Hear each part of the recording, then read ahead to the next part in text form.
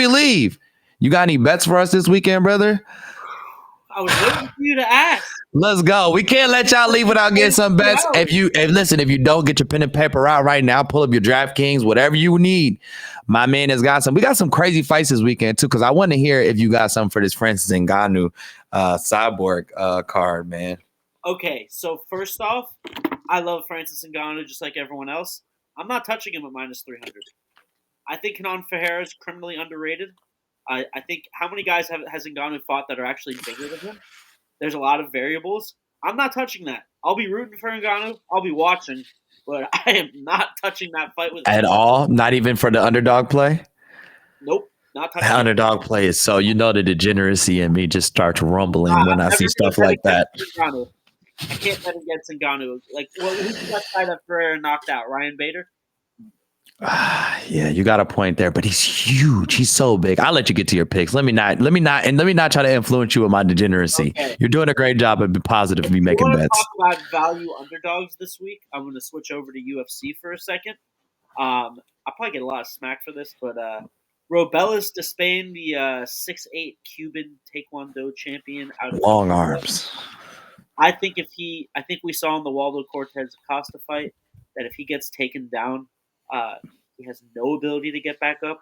He's fighting an extremely tough guy with a good chin. Not the most technical guy, but certainly much more capable on the ground than Robelis, much more MMA experience than Robelis in Austin Lane. He has had some tough fights against other heavyweights. Yeah. Isn't he the ex-football player? Yes, ex-NFL player. I do believe if he is able to get the fight to the ground, he will be able to edge out a decision. He just needs 2 or 3 takedowns. Listen, very high likelihood he gets knocked out. By no means am I trying to predict the future here, but at plus 360 to win and at plus 1,400 by decision, I'm a sprinkle on it. I'm definitely going to hit some Salt Bay on those real quick. It's definitely a nice little by decision. That's a value sprinkle right there. All you idiots betting on Pereira by submission. That was the dumbest thing I've ever seen. Well, fuck you, okay? Oh, you were part of that?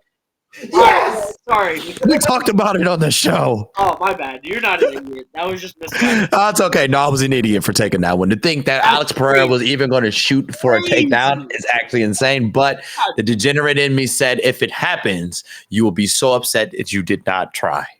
Okay, another guy I really like, main event, Hernandez versus Pereira.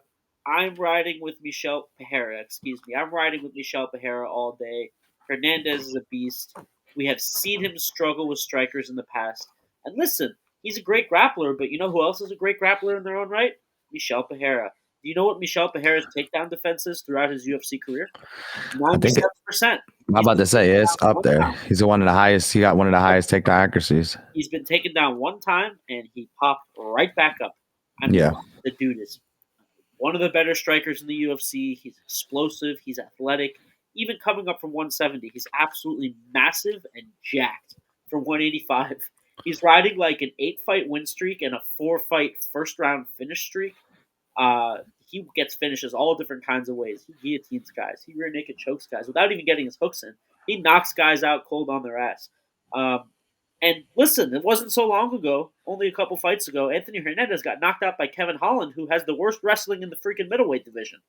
So I'm going to rock with Michel Pereira here. If you want to make it a little spicier, he's still a very slight dog.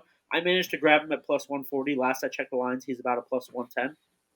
If you want to make it a little spicier, Michel Pereira by KO at plus 165. I do think because Hernandez does have a grappling advantage, that's the more likely outcome. Although I will say Pereira does have a habit of rocking guys and then subbing them while they're rocked.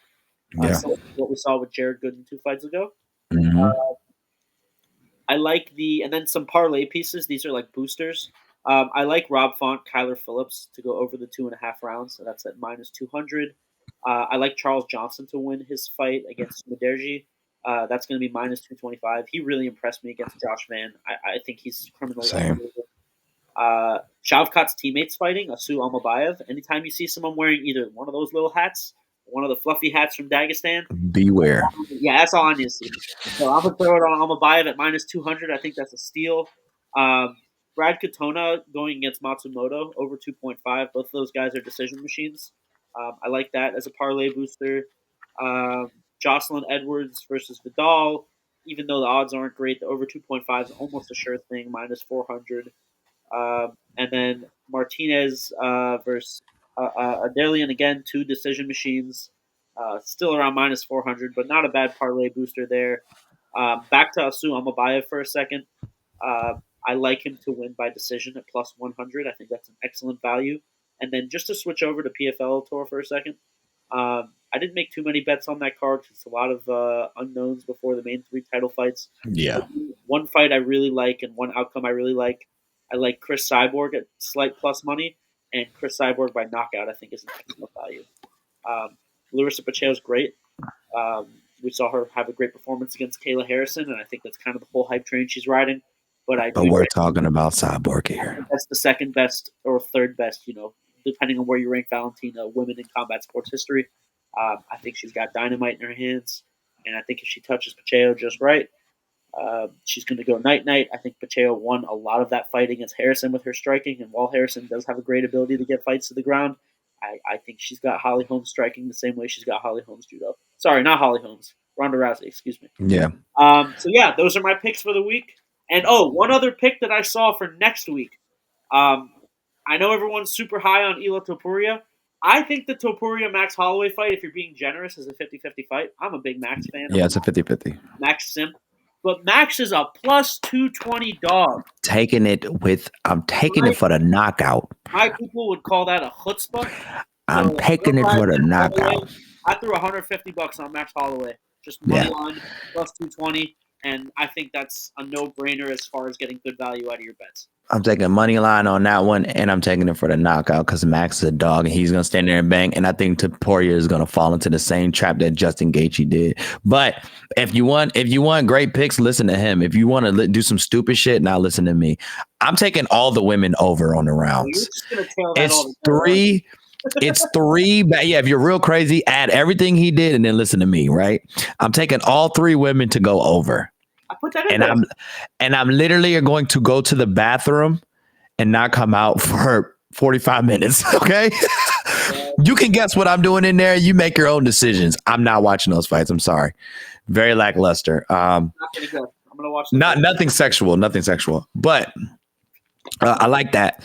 I actually, for value purposes, I do like Ngannou losing and taking that. And I'm placing that with, I have a parlay up right now. And this is kind of like, in my opinion, I wouldn't say it's a lock, but it's my best value with 2 locks in it. I took Pereira too, right? Taking Michelle, taking Cyborg, and then I took Ngannou to lose, right? All plus money. I think it was, I will have to pull it up right now. It's all plus money. And I think I did it for I don't know, I probably put $25 on it. But that was kind of like my play that I feel like it has the most value and might happen. But that's just me. I'm a degenerate, guys. Don't listen to me. If you do, I not tell people this so that when you lose money with me and you understand you're slow for listening to me because I'm slow. Yeah, listen to Pickers. I'm gonna post this video. I'm just gonna remove all my bets. Okay. Just listen to him. Don't listen to me. I'm stupid. I took Alex Pereira for submission. Just an idiot. All right. Don't listen to me, okay? Yeah, don't ever bet Alex Pereira by submission. You heard it. Listen. Here. I don't care what he said to Kayla Harrison. Alex Pereira is not submitting shit. He's knocking motherfuckers out. That's what he loves to do. That's what he's going to do from now to the end of his career. You heard 100%.